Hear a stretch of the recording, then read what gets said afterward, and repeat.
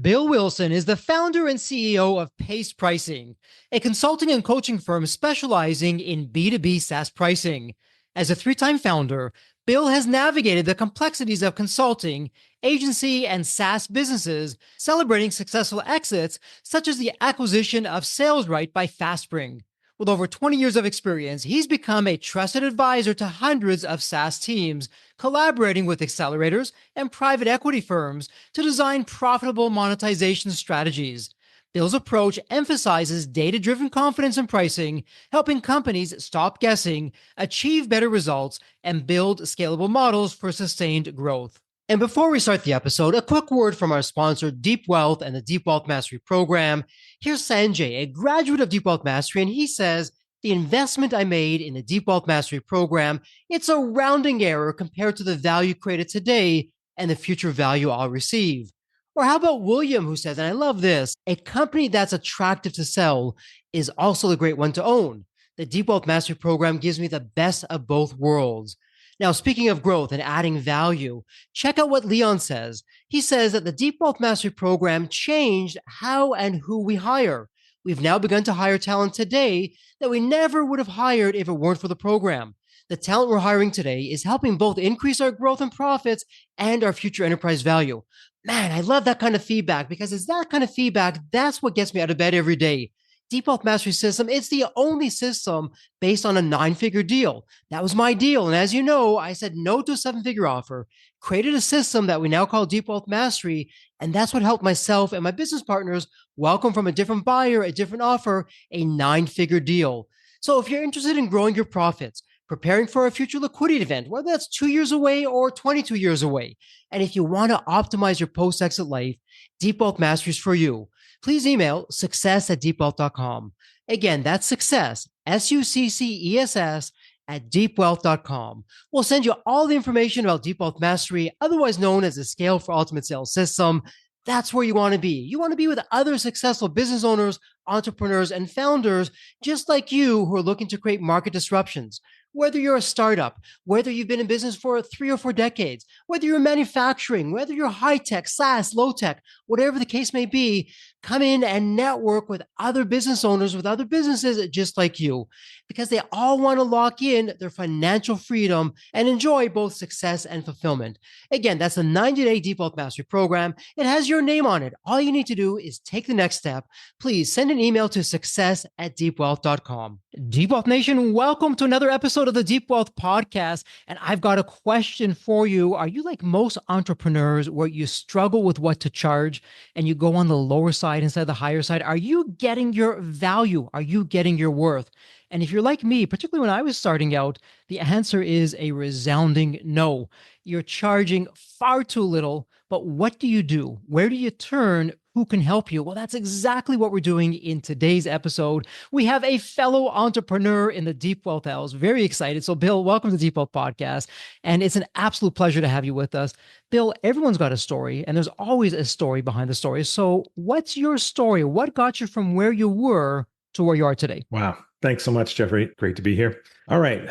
Where to start? Where I am today is not where I thought I'd end up, like a lot of entrepreneurs, I think.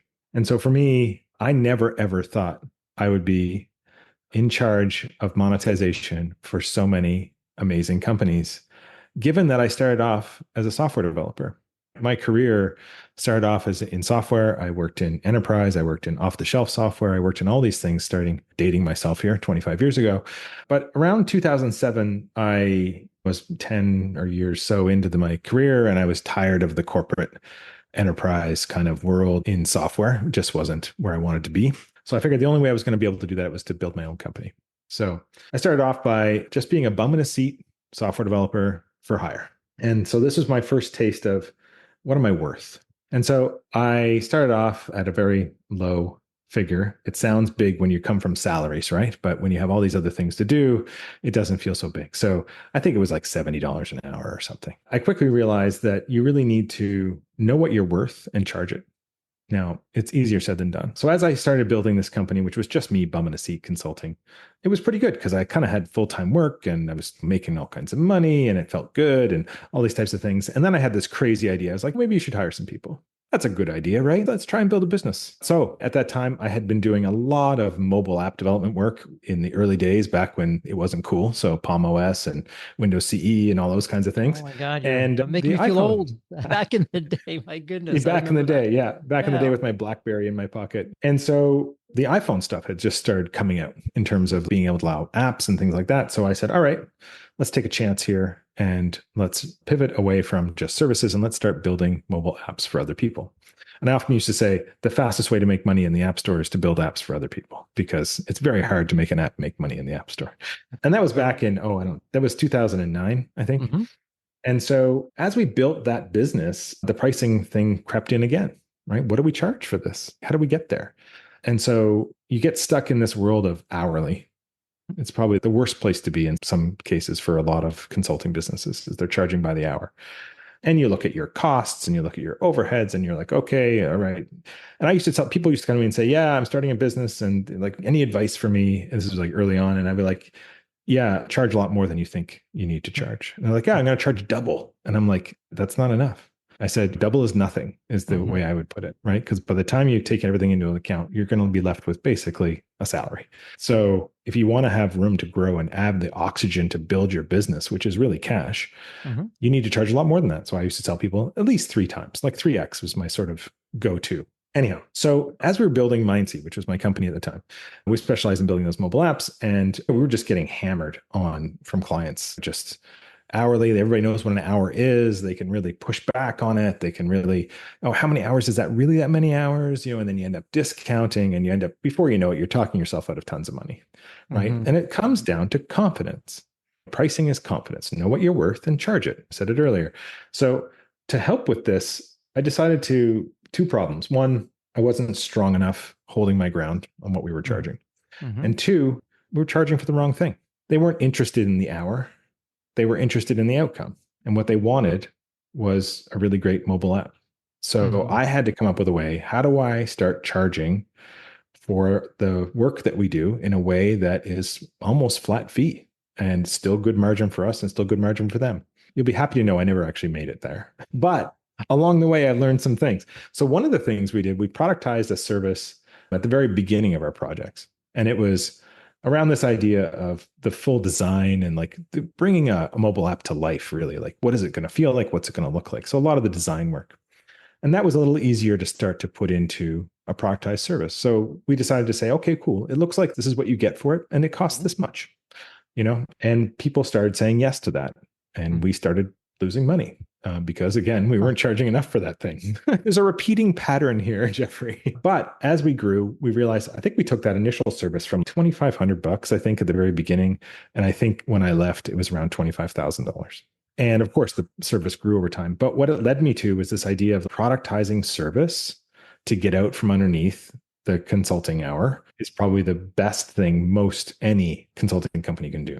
And the largest argument I heard from that was, well, hey, we do so much, we do a varied amount of things. How can we possibly productize it? I'm like, well, you're probably doing too many things. So with productization becomes niching, and niching or niching is really the key, because if you can do something, once you productize a service and you get out from underneath the hours, your motivation changes to, I need to make this as efficient as possible to make the most money possible. How can I deliver this service in the most effective way? Whereas when you're charging by the hour, you're not you're not really incentivized to charge less. You're not incentivized to do it in less time, even though you do. And that's what many consulting companies do, is they build out this ability to do something really well, and something that used to take them 200 hours and they would charge their client 200 hours for, now takes them 20 hours and they were still charging close to the same rate. I won't say they're charging the same rate, but they're certainly not charging 10x more per hour, which is what the value is. So the productized service was the real unlock for me. As we grew that, we realized that there was varying needs of clients. And this was the real value piece. It's like, with the needs, we needed to create packaging that worked for some of them. Some people were just scrappy startups and they needed something really simple and straightforward to take to their investors. Others were enterprise companies that could not miss the mark. They had to get it right out of the gate. It had to be perfect because there was a lot riding on it. So those needs are very different, and their willingness to pay is a lot different. So we came up with a structure. Being a software guy, it was very much like B2B software as a service type software, three tiers that we all know as good, better, best, the bronze, silver, gold kind of packaging. And so we built that. And then, of course, that introduced a bit of complexity. And that led us to building a bit of a piece of software to help share that information with our clients. That's when things got interesting. We sold our services to a lot of B2B SaaS companies. And every single one of them said to us, where did you get this tool? We had built a web tool to present our productized service. It was for them. It was just for them. It had everything we talked about on the call. They could sign right there, fill out some information, and it would be done. It wasn't a proposal. It was just a pick your package and let's get started. No BS. And they're like, our inside sales teams could really use this. And I heard that enough. And quite honestly, through the prodding of my then head of sales and soon to be co-founder, we started a company called SalesRite, which was designed to take that idea and bring it to B2B SaaS so that the inside sales teams could actually present pricing in a meaningful way to their customers. And without, if you're in sales-led growth at all, you realize that sometimes you don't have a public pricing page, but you still need to actually be able to communicate effectively your pricing. So that's what we built. Wow, so fascinating, your journey in so many ways. You went through the hero's journey, you started out great, and then you had the lows, then got back to the highs, almost full circle. But with what you're sharing, I mean, Bill, you could have really gone in any direction. You're talented, you're smart, and you really expose yourself to a lot of different situations. What was it specifically that sparked your fascination with pricing? And when did you realize that was going to be the key for you, your customers, to unlock the business growth? It's so obvious on the one hand, but as entrepreneurs, it's not on the other. So Yeah. what was Yeah. going on with that? So fascinating. Yeah. So we raised some money. We built this company, SalesRite. And when I got into these sales conversations, because, in the beginning, you're founder of sales. I'm on these sales conversations with these revenue leaders at B2B SaaS companies, whether they were big or small. Several repeating patterns started coming up. Our pricing's too complicated. I don't understand it. Our customers don't understand it. We think it's priced too high. And we don't sell this thing because it's too hard to sell. We don't, all of these things. And also, when I got to talk to founders that were sort of in younger companies, they were like, yeah, we don't know about our pricing, but we set it and we're not touching it. We're scared to touch it. We can't know. Our customers will run away if we change our pricing. And I heard this over and over again. And I realized, and then the other thing that was happening was with every time I had one of these calls, they're like, well, you talk to a lot of people. What do you think? What do you think of our pricing? So all of a sudden, here I'm on a sales call trying to sell a piece of software, and they're asking me about their own pricing. It's not what I expected. So this was the catalyst. This was the moment. This was the moment I realized that pricing is broken in B2B SaaS, or at least it was.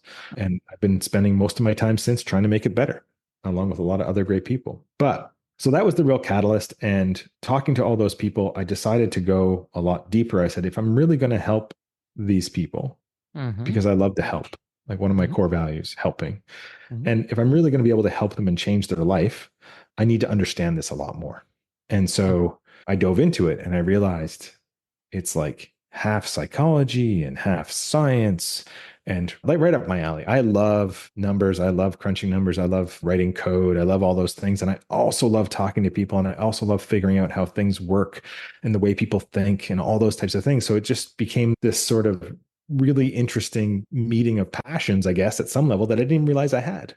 And that's what really got me into it. And then we were acquired. So in 2020, in the frothiness of COVID, we were acquired by a company called FastSpring out of Santa Barbara. And after that, I stayed with them for a little while. But as you know, that never really fully works out for the founders.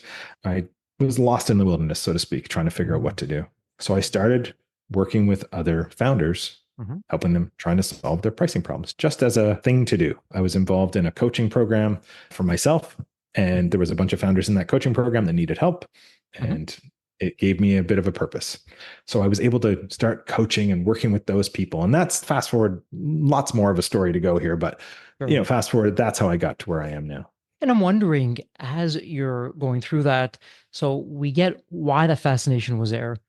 Bill, why SaaS? Was that just where you happened to be in those circles at the time, or is there something deliberate about that? And by the way, for the listener who's not familiar with SaaS, AAS, and usually the S's are capitalized on either end and lowercase a's, what does that mean for the listener who doesn't know what SaaS is? And again, why SaaS specifically? Yeah. So SaaS is software as a service. So the primary means of capturing value for your software is to charge a subscription. Mm-hmm. And you usually charge a monthly fee or an annual fee. So Mm-hmm. what that brings with it is this decision point that customers get to make every month. Am I going to continue paying for this? Am I going to buy? Am I going to buy? Am I going to buy? It's always a buying decision every month or every year. There's that Mm-hmm. decision versus, you buy a water bottle and you have the water bottle for life. It's not the same. Mm-hmm. So my fascination with it came from this idea that we're never done and that we're able to create something out of nothing, essentially. Mm-hmm. We're able to sit down. This is why I love software in general. You can sit down with an idea in your head, spend a few hours behind the keyboard, even less now with the AI, and come up with a small thing that didn't exist before that solves a real problem. And I don't know any other time in history when you can sit there and put in very little effort in terms of physical effort and create something, and then create something that's useful that could possibly change millions of people's lives. So that's the real fascination for me with software, is that it's this amazing thing that you can do. Now, why did I choose pricing for software? Well, in pricing, there's a lot of different disciplines and there's a lot of different inputs that go into pricing. The nice thing about SaaS is that there's a whole section of inputs that, sometimes don't have to be dealt with, mostly costs. Mostly like there's no hard cost to manufacture the software every time we sell it. That's the beauty of SaaS. So what's built into SaaS? So the economic principle, I build it, amass a whole bunch of resources. I figured a way to produce it really cheaply and I start make lots and lots of them, make lots of money. Well, guess what? In software as a service, everybody has economies of scale.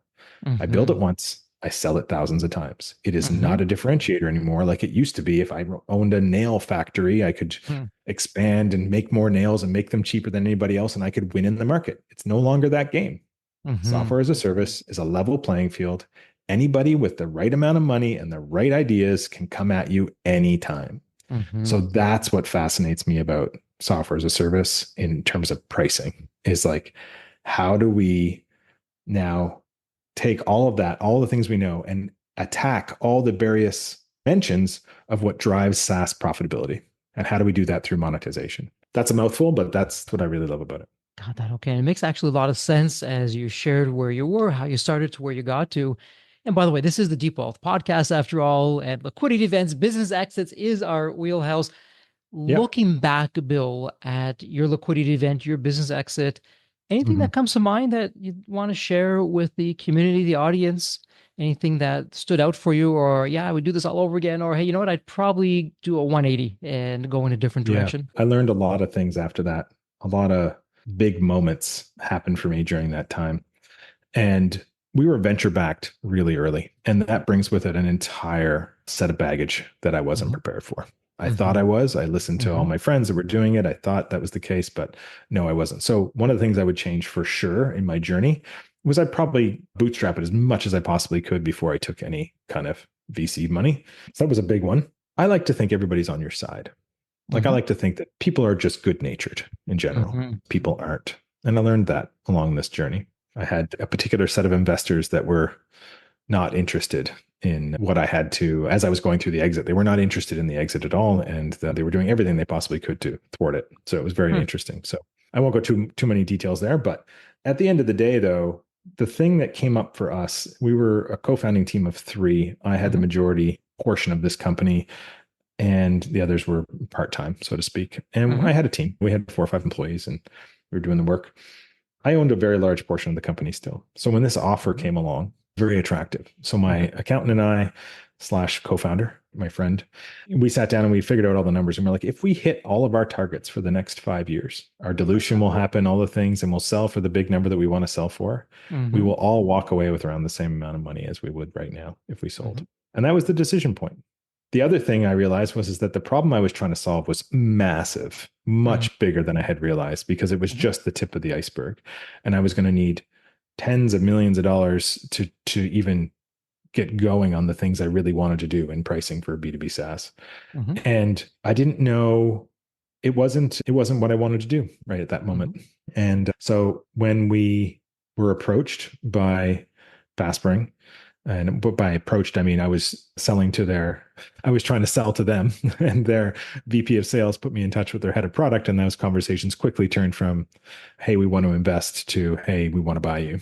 What I learned through that process is that, yeah, I would probably do it again. I would absolutely do it again. It wasn't the world's largest exit, but it was meaningful and it changed my life and it changed a lot of other people's lives. And I think that was fantastic.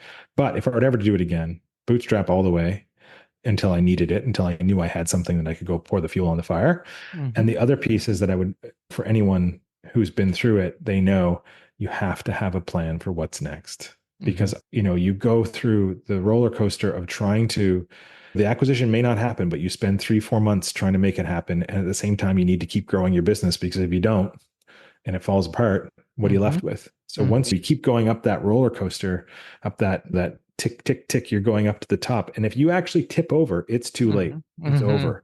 If you decided, nope, we have to sell, like we absolutely have to sell. If this doesn't go forward, I don't know what I'm going to do. If you get to that point, you are in a world of hurt. I fight with myself. Did I get to that point? And I think I did. But that stress level at the end, when you're done, at least for me, I just didn't know what to do. Had so much identity wrapped up in being a SaaS founder. And also I still had my agency. I still owned Mindsea. It was still going strong and doing its thing. And just complicate the story, within a year, I had sold that company too. I sold it to the person I had put in charge. He really wanted to do it. He was doing great. He added way more revenue than I would have ever been able to add in the 2 years that I was gone. And so he bought the company. So here I am, no longer, I don't have my first company, which I grew for 13 years. And I don't have this startup, which is gone. And now I don't know what to do with myself. I was literally miserable. I had a friend of mine sit down and say to me, he goes, I don't know what's happened to you. You are not the Bill I know. What's going on? And so I always tell people, have an exit plan. Plan what you're going to do. What's day 1 look like? What's day 2 look like? What's 6 months look like? What are you going to do? Are you going to take up a hobby? You're going to do a thing. You got to do something. Everybody in life needs an occupation. That doesn't mean you need a job, but you need to have meaning through work. I feel you need to do something. We, like humans, live in the struggle. So we need to have something to struggle against, I feel. And that's an occupation, whether it's we call them hobbies sometimes, but those are also struggles. I want to get really good at X, Y, Z. And so I think you need to have those things planned out ahead of time. That's how I feel about it. We don't find happily ever after. It's an issue. It's a big issue.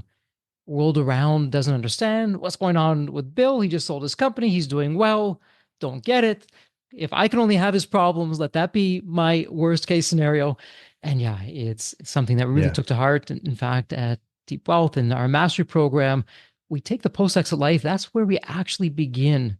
And then everything else follows from there. So we start at the end, put that at the beginning, and off we go with that. So for a lot of our listeners, they want to get to that liquidity event, and nudge, nudge, wink, wink. They're going to go through the Deep Wealth Mastery Program, our 90-day Scale for Ultimate Sales system, right? Deep Wealth Nation, of course. But let me ask you this. When you're brought in to work with a company, and you've worked with some terrific companies that the Deep Wealth Nation would know of and companies that perhaps they wouldn't, I'm going to take a guess that you're probably seeing some trends and patterns. And my favorite question with this kind of scenario, is it the good old Pareto's law, the 80-20 principle, that 20% of the same issues that keep on coming up again and again are creating 80% of the so-called challenges that these businesses are going through? And if they are, what are you seeing? What's going on there? Absolutely. I always say pricing is about confidence. And the biggest thing I see in every single company is straight fear. And I mean it. People are scared of pricing. And here's my theory on why. In business, we're there to serve people. We're there to make money, and we're there to solve a problem. So we solve a problem, we get paid. We solve a problem, we get paid. There's this really interesting relationship between you and your customer. It's not only just the value delivery and you've got great support and you have this really great high level relationship, you have a contractual monetary relationship. And if you said to any business person, he's like, hey, I'm going to totally change the contracts with your customers, their first reaction is absolutely not. Do not mess with my relationship with my customer. That's the thing I got. It took so long to get there. Don't touch it. Leave it alone. It's like a house of cards. Do not mess with the relationship between me and my customers. So that fear drives people into inaction. They kick the can down the road. So the biggest problem I see in B2B SaaS is people who are scared to death of their own pricing model. They know maybe something's not quite right. They don't know exactly what it is. Am I leaving money on the table? Are we charging too little? Are we charging too much? Are we capturing value? Are we capturing all of it? All of those questions, but I can't find out. I can't do it. It's too hard. It's too scary. I can't increase prices. Everybody will churn. Oh, I can't increase prices. My sales team won't be able to close deals. Oh, I Mm-hmm. can't increase prices. Our competition is going to take advantage of us. Mm-hmm. All of these things are absolute nonsense at Mm-hmm. the end of the day, but because they're driven from a fear. Mm-hmm. And where do fears come from? They come from the lack of knowledge. Mm-hmm. We're scared of stuff we don't understand. So the antidote to that is to really dig in and understand pricing. So my job is to install good pricing practice in these businesses so that they think about their products and their services through the lens of monetization all of the time. If you're going to build a feature into your product, the first question you're going to ask is, yes, it's going to add value. Yes, it's going to do those things, but how are we going to capture value? Mm-hmm. Does it live in our value capture stack? Is it part of a package? Is it an add-on? Can we claim more money? Can we raise the price of it? Like, how are we going to charge for this thing? And everybody's like, oh, no, we'll deal with that. I'm like, no, you deal with it now, and it drives the rest of the decisions. And so the biggest problem is that lack of fear. And the flip side of that is confidence. So how do we get to confidence? We get to confidence through data. Mm-hmm. And so my job is to make it very obvious to people how to look at their data, how to synthesize it in a way that they can understand what's going to happen and model Mm-hmm. things out and just basically build confidence through data. And then, of course, the psychology side of it, the repackaging, how to capture value, all the really soft side of what we do is really trying to figure out all those things. So that's the common problem I see in every single SaaS business I work with, is that there's someone important who is scared to death to change pricing. And it's even worse. The longer they wait, the worse it gets. Most companies I work with, I swear, it's been years since they've done a pricing change. Years. And it's not uncommon to hear 10 years. Yeah, it's so interesting as you're saying that, Bill. I'm actually thinking of a guest who will remain nameless, came on the show, and we're just talking about the business journey, and they were sharing the guest. Jeffrey, it was interesting. We thought we were hitting it out of the park. We were winning every bid, every contract we put out there, we were winning. And then I just got curious. I said, let's benchmark us to other similar companies. I mean, we're unique, but there's others that are close enough. And the guest said, what do you know, Jeffrey? We were fundamentally lower by magnitudes across the board. So we weren't winning it because we were the best. We were the lowest. And that's not where we Yeah. wanted to be. Change Right. that, and the profits shot up. And yeah, we are losing some business, but we were more profitable. It was Mm. more enjoyable. So, Bill, let me ask you this. And with the question that I'm going to ask, you would be completely correct to say, well, Jeffrey, it really depends on the company, what they're offering, what it looks like, the space that they're in. That said, for a listener in the Deep Wealth Nation who's hearing us talk and they're now thinking of their business model, is there a particular formula or methodology of how you Mhm. approach the business model when you're Yes. walking in to take it from zero to hero? And if there is, what would Yeah. that be? Yeah, absolutely. One of the very first things we do when we talk to customers about this is often surprising to them. It's not where they figured we'd start with what's your margin and all these types of things and getting Mhm. into demand curves, but really it's about how do your customers get value today? So one of the very first things we do is product value. And we look at that through multiple lenses. We use survey techniques and a bunch of other things. But more importantly, we actually interview customers and we talk to them. Why do Mhm. you love this product? What is it? How do you get the value?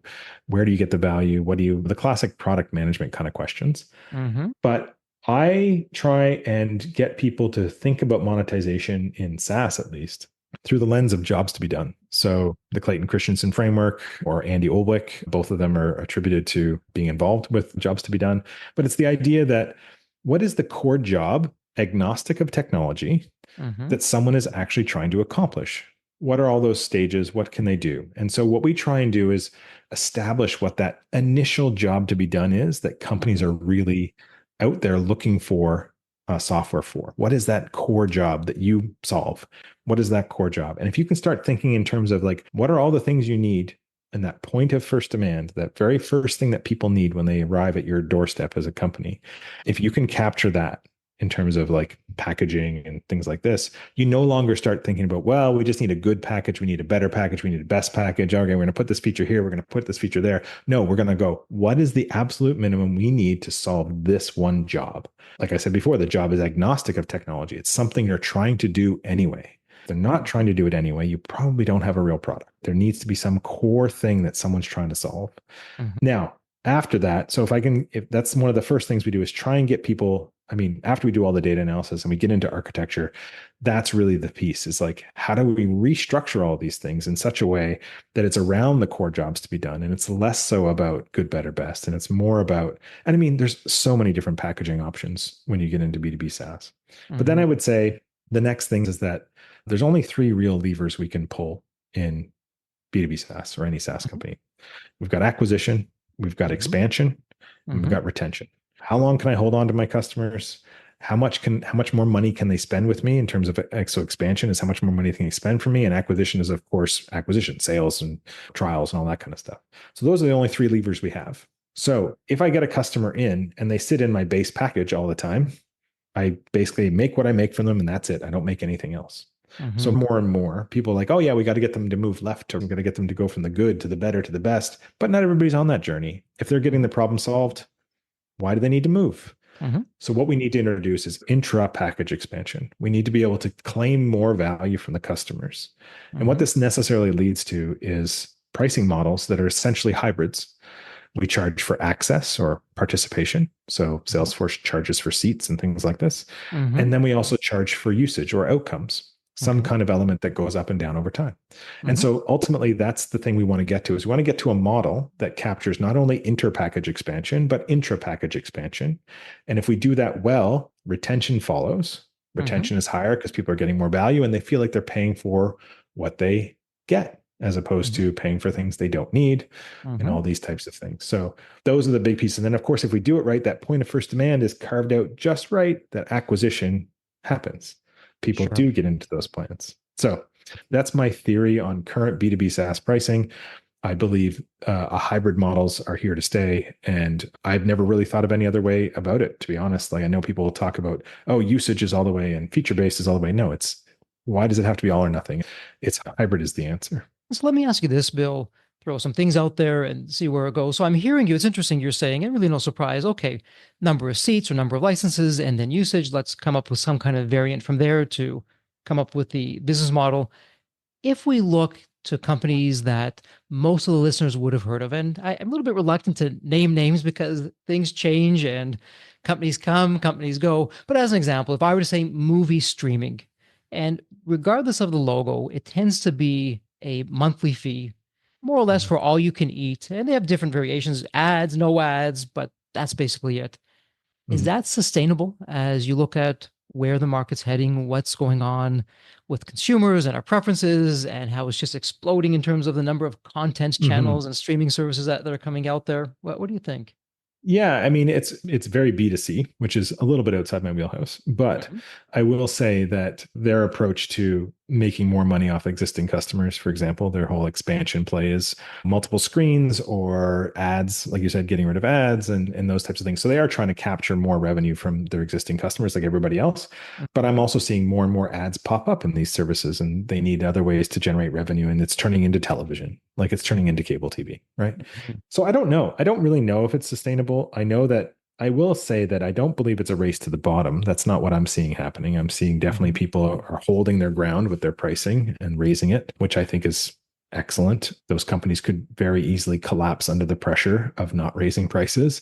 But yeah, I do think those types of things are sustainable to a point. I think there was a bit of a, I say, amalgamation of some of this stuff early on, actually, and Mhm. it unbundled over time, right? Mhm. Some of the big ones that were very early that everybody knows had lots of different movie houses on them, and slowly those were removed and they became their own streaming services. So the unbundling of services is what we see. We see it in airlines. Mhm. It's no longer the case that you just sort of buy, there's two tickets, there's business class and economy.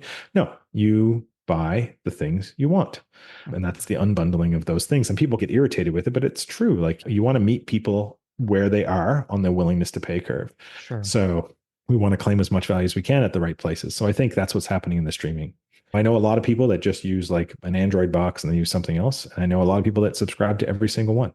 So there's Mhm. a willingness to pay out there for all of these. Whether it's sustainable or not, I don't know. That's a different question. There's so many things that play there, but from a And pricing speaking perspective, I think it is. and so speaking of sustainable, as we're going through this, and I hear you, I agree with what you're saying. I know, though, in the deep wealth community and also my own experiences, both with my companies or as a success coach or an advisor with other companies, when you share with them, okay, let's revisit the pricing model, the business model, we're undercharging, we're really the best out there. Let's look at increasing. And this is, I don't think I'm alone in this. Bill, you can say, Jeffrey, you're on base or off base. There's tremendous pushback. Yeah, Jeffrey, sure. Yeah, we could increase the pricing, but we're going to lose our long term customers. We're Mhm. going to price ourselves out of the marketplace. We Mhm. will go from a tremendous growth rate that we've been having, and it's just going to stop because we're going to be too expensive. They're going to go to the competition. They're not as good as us, but for a lot of our customers, a lot of the future customers, good is good enough. And I hear that time and time again. Deep Health Nation, is that ringing a bell? And if it is, I'm sure you're nodding your heads. Yes, it is. Bill, what would you say to that? Is there some truth to Mhm. that? What's the real goods? What's going on here? Yeah, I will say that you're basically describing that fear again, right? The fear of changing prices. But yeah, there is the pushback. And this is why monetization sits at the crossroads of SaaS, right? Sales, product, marketing, customer success, engineering, finance, Mm-hmm. C-suite. It sits right in the center of it. And so everybody has a fear around it, their own fear, right? Sure. So sales is worried about compensation. They're worried about close rates. They're worried about quota. They're worried about Yeah. all these things. Yeah. Product is worried about, am I delivering value? All this stuff. So what I would say to that is that the antidote to all of that Mm-hmm. is the data and showing that it can be done. Now, the reason it doesn't get done is because everybody has an opinion about what the pricing should be based on their Mm-hmm. bias, and that's Mm-hmm. fine. And you can torture data into telling you whatever you want. But given enough of it in a statistically relevant manner, you can actually start to draw some real conclusions. And one Uh-huh. of the things that we do to help solve this problem is we validate in market. So whatever we come up with as a team between us and the company we're working with, we take it to market and actually validate that it's going to work. Because otherwise, it is a very big bet, right? Sure. The stakes are really high changing pricing. Yes, they Stakes are. are really high. I can try a new sales tactic tomorrow. Some Mm-hmm. guy comes along and sells me a new way to sell. Sure, I can try that. It's not that disruptive. If it doesn't work, we go back to the old way. Mm-hmm. If I change my pricing wholesale and I put it out there for the market to see, that's a big move. That's a big risk. Everybody sees it. Mm-hmm. Competitors see it. Everybody sees it. So you need to make sure at some level that it's going to work. And you do that again through data, right? So you Mm-hmm. do, my favorite is purchase simulation. We Uh-huh. do purchase simulation interviews with actual customers. We show them the Mm-hmm. new packaging, get them to pick where they are. We measure willingness to pay. We do all that in person. And then we also back it up with a quantitative survey as well. So what that gives us is a real insight into the psychology of how they're making their decision. Mm-hmm. And then it also gives us, then the quantitative gives us the straight willingness to pay. Are we charging the right amount? Mm-hmm. And that usually does the trick for most people who have pushback. It's like, here's the model, here's what it's gonna, here's the lift that you can get. That's the other thing I'll say this is that when you show people a new model and the data to back it up, and then also show them that, oh, by the way, this is a 39% increase in revenue, a lot of fears go away. A lot of people are willing to, when you're presented with several tens of millions of dollars in lift on your top line, people tend to get a little excited. Now, is it always realized? That's a go to market problem and it is very complicated. But I would say that's how I usually work with teams around their individual objections is to find out where it's coming from and Mm-hmm. use the data to help explain where it's going to be. But until you actually try it, it doesn't actually alleviate all of the fears. And that's what Sure. comes from it. And so, Bill, your secret sauce, I mean, every one of the steps could easily be an episode of itself. And you Mhm. really come at it from different angles. You have your pace pricing system. I know you have a strategy review. You also do coaching. That said, if I were to show up today, okay, Bill, Mhm. here's our company. We're a B2B SaaS company. We could be Mhm. doing better. Really don't know where to start or what to do. We want to get a lift in our growth, not necessarily with more customers, but actually fewer customers and boost our profits while we're at it. Big picture, 50,000 foot in the air overview. What does it look like in terms of how long does it take? And big Mhm. picture wise, what are you doing in that process? Yeah. So the length of time varies depending on how quickly we can move and how quickly we can get data, usually. But Mm-hmm. think 90 days, right? That's the Okay. typical what we aim for. Mm-hmm. We break it down into 4 phases. And funnily enough, it's the acronym PACE. So the very first Go phase figure. is profiling. So Uh-huh. profiling, we really dig into we really want to understand your customer. We really want to understand your product. And we Uh-huh. really want to understand how you generate revenue. So Hmm. that means we look at all of your subscription data. We talk to all of your customers and we really go deep on the product because the company is made up of entirely of product people. We are Hmm. all product people that have Hmm. turned to this. And then once we do that, it really uncovers, we shine flashlights in corners that people don't want to shine flashlights in.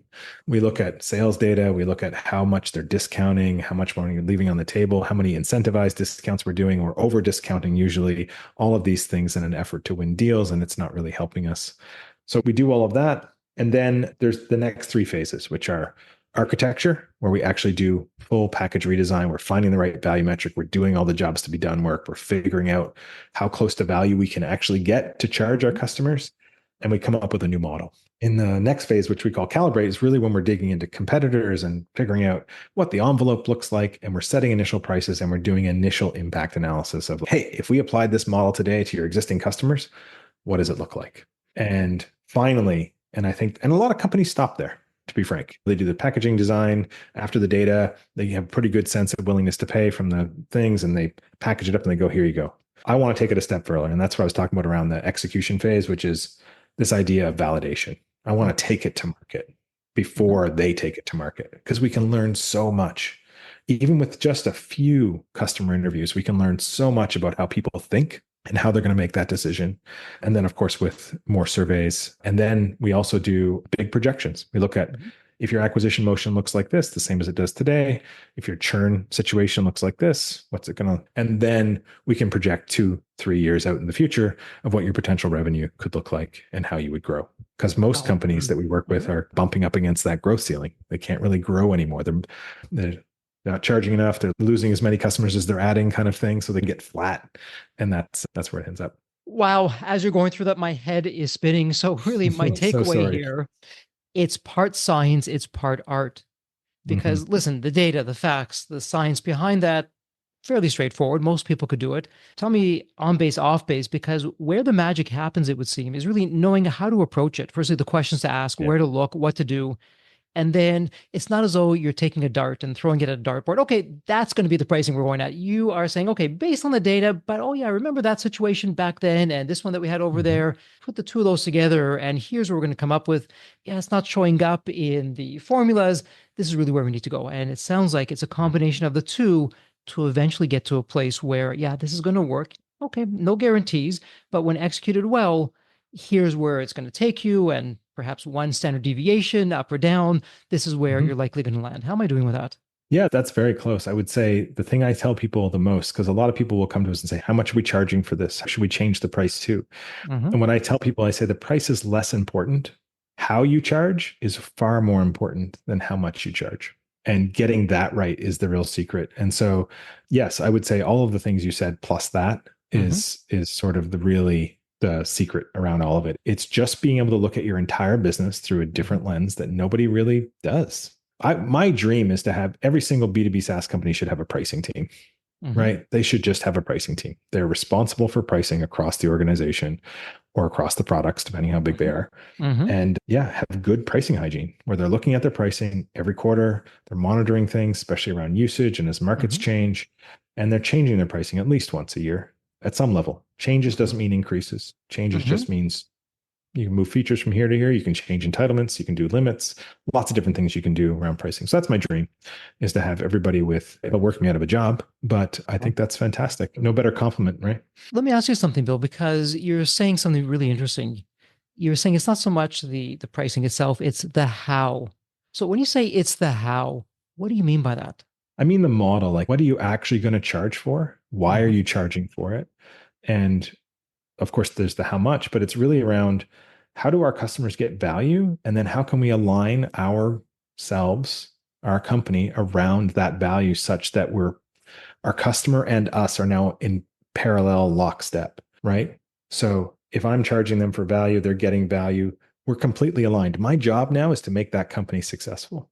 As best as I can do as a software company, my job is to make them super successful because if I do, my North Star metric goes up. And if my North Star metric starts to go up, which is Mm-hmm. another thing we do, North Star metric, but if my North Star metric goes up, that means there's a whole bunch of other things behind that are green. One of my senior strategists like to say there's a lot of things that are green behind that, a lot of other KPIs that are really great, because that's what I mean by how. It's if you can get yourself really aligned. Because if you're orthogonal to your customer, so for example, think about companies that sell, I'll pick on insurance a little bit. So say Sure. like an employee family assistance program, or one of these things that has an abnormally low price. So it's a couple of bucks per employee or Okay. something, and they get access to counseling when they need it or something.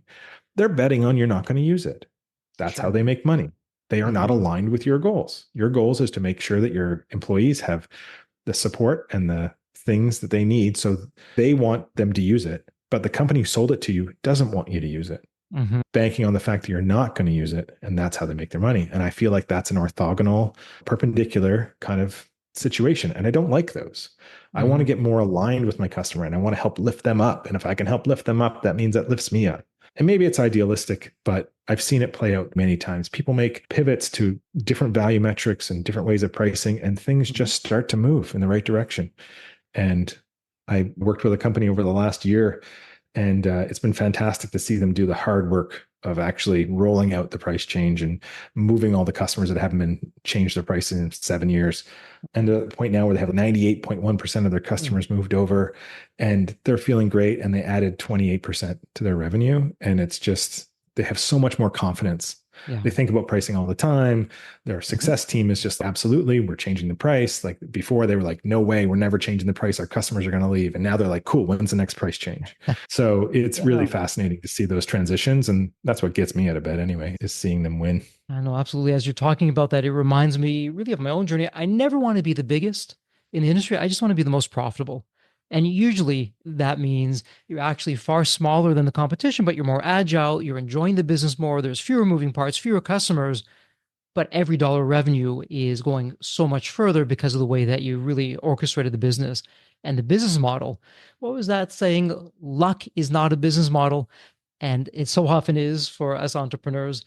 Bill, there are so many different questions and different areas that we can go into. We're bumping up against time. But let me ask you this before we go into wrap up mode. Is there a question that I didn't get to ask, or a topic that we haven't covered, or even a message that you'd like to get out to the Deep Wealth community? I would say the biggest message I have is if you're thinking about a pricing change, or if you feel like you're not priced correctly, you're probably right. And you've probably waited too long. And I would encourage you to make some moves, whatever those happen to be. Get the right people in the team together, sit down, have an honest conversation about where you are with pricing and what scares you about changing it, because that's the fastest way to start uncovering the truth. And I can't tell you how many times I've been in a room where we bring everybody together, and it's the first time that group of people from C-suite to product have sat down together and talked about pricing. And that act alone will uncover so many things for you. So step one, get everybody together, start talking about pricing. What are your concerns? What are your fears? Get them out of the way. We run a hopes and fears exercise at the beginning of every project. What do you hope to get out of this? What are you scared of? Get those things on the table, start having conversations about how to change pricing, and go from there. Some great advice and getting everyone there, because I'm sure on the one hand, the sales team is saying, hey, don't kick the gift horse in the mouth. We shouldn't change anything. We've got a great pipeline. We're going to lose all that. And then the product development, well, wait a minute. What does this mean? We're going to have to change things up, and we have a terrific quality. We've got everything down. And you're hearing all these different comments in different directions. So I really like what you're doing there. So much there. And again, Deep Wealth Nation, in the show notes, please go there. There are a number of links with resources that you'll get to Bill, of different questions that you can ask, and his information and some of the resources that he has on his website. But that said, Bill, let's go into wrap up mode. And it's a tradition here on the Deep Wealth podcast where every guest, I have the privilege, the honor of asking the same question. And it's a fun question. Let me set this one up for you. When you think of the movie Back to the Future, you have that magical DeLorean car that will take you to any point in time.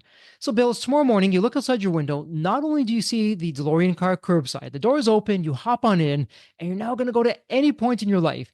Bill, as a young child, a teenager, whatever point in time it would be, what are you telling your younger self in terms of life lessons or life wisdom? Or, hey, Bill, do this, but don't do that. What would it sound like? I think, like many of us entrepreneurs, type A's, we suffer from a little bit of imposter syndrome, and maybe a lot. And I would probably tell myself that everything that you're going through, every anxiety you have now, just keep pushing through it, because all the good things are on, I mean, it's probably some corny saying and I'm going to screw it up, but it's like this idea that all the good things are on the other side of being uncomfortable. If I look back on my life and I look at the big moments that have changed trajectories for me, they've all been when I've taken a chance when I don't feel like I know what I'm doing. And Mm. so I would just encourage myself to keep doing that and maybe even do it younger. Yeah, I think that would be the big one for me. And if I were to go anywhere in that DeLorean, I may go back to my teenage self or whatever. But more importantly, I'd probably just stay here, drive the thing. It's amazing. We are exactly where we're supposed to be. Yeah, I couldn't agree more. It's actually a theme so many of the guests say, I wouldn't change anything. I love where I am. And yeah, I've Mhm. had some ups, I've had a lot of Yeah. downs, but that's made me who I am. If Yeah. I You got to change live in one the gain, thing, right? yeah, yeah. But that's some great advice that all the good things are on the other side of being uncomfortable. Feel the fear, just go do it. Thank yourself Mhm. for it. Fall up, pick yourself back up, get out there. And so, Bill, a listener, they have a question, they want to bring you into their company or they want to have a chat with you. Where would be the best place online for someone to reach you? The easiest way is just email me directly, bill@pacepricing.com. That's it. That's the simplest way to get a hold of me. I am on all the regular networks, so have a look for me there. I do post some really cool stuff on LinkedIn, bill@pacepricing.com. Happy to have a chat. Wow. Deep Wealth Nation, did you hear that? Take Bill up on his offer. Reach out. He's been there. He's done that. Hey, one small change can be digits, double digits or more in terms of your profits, your growth, market disruption just around the corner. It's worth the time. It's worth the effort.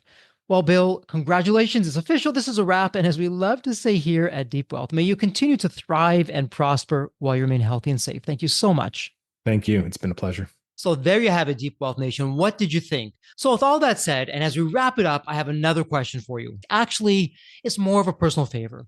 Did you find this episode helpful? Have you found other episodes of the Deep Wealth Podcast empowering and a game changer for your journey?